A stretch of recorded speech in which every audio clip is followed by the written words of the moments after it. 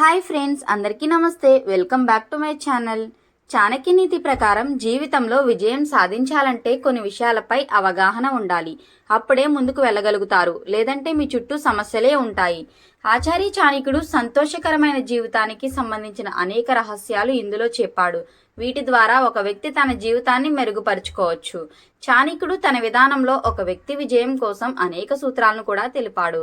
మీరు కూడా జీవితంలో విజయం సాధించాలంటే ఆచార్య చాణక్యుడు చెప్పిన ఈ మాటలను ఖచ్చితంగా పాటించాలి.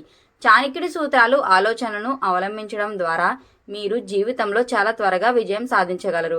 గెలుపు ఓటములు జీవితంలో స్థిరం, నిరంతరం సరైన మార్గంలో నడిచే వారి ద్వారా మాత్రమే పురోగతి ఉంటుంది. చాణక్యుడు తన నీతి శాస్త్రంలో కొన్ని విషయాలను ప్రస్తావించాడు.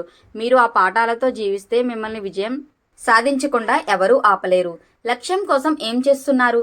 చాణక్య నీతి ప్రకారం జీవితంలో విజయాన్ని తెచ్చే మొదటి విషయం, మీరు మీ లక్ష్యాన్ని సాధించాలంటే ఏం చేస్తున్నారో పూర్తిగా తెలుసుకోవాలి. పని పరిస్థితి, స్థానం, మీ సహోద్యోగుల వైఖరి, అవకాశాలు మొదలైన వాటిని అంచనా వేయాలి. లేకపోతే పరిస్థితుల గురించి తెలియని వ్యక్తి తన పనిలో తప్పు చేస్తాడు, వైఫల్యాన్ని ఎదుర్కొంటాడు.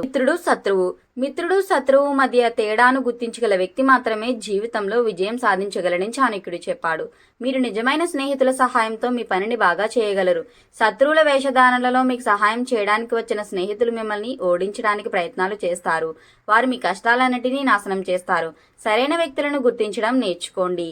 చాణక్య నీతిలో చెప్పిన ఈ సూత్రాలను పాటిస్తే మీరు జీవితంలో విజయం సాధిస్తారు. సమయం విలువ. సమయం అవసరాలు ఏంటో ఎల్లప్పుడూ తెలుసుకోండి. దాని ప్రకారం మీరు మీ పనిని చేయాలి. మీ సంతోషాన్ని, దుఃఖాన్ని దృష్టిలో ఉంచుకుని ప్రణాళికలు వేసుకోండి. సంతోష సమయాల్లో బాగా పనిచేయాలని, పరిస్థితులు అనుకూలంగా లేకపోయినా ఓపికతో పనిని కొనసాగించాలని ఆచార్య చాణక్యుడు సలహా ఇచ్చాడు. మీరు సహనం కోల్పోతే మీ పని కూడా వృధా అయిపోతుంది. సామర్థ్యం. జీవితంలో పురోగతి సాధించాలంటే చాణక్య నీతి 3వ సూత్రం ప్రకారం తమ సామర్థ్యాన్ని దృష్టిలో ఉంచుకుని పని చేయడానికి ప్రయత్నించాలి. లేదంటే విజయావకాశాలు తక్కువైపోతాయి. ప్రతి ఒక్కరికి వారి స్వంత సామర్థ్యాలపై నమ్మకం ఉండాలి.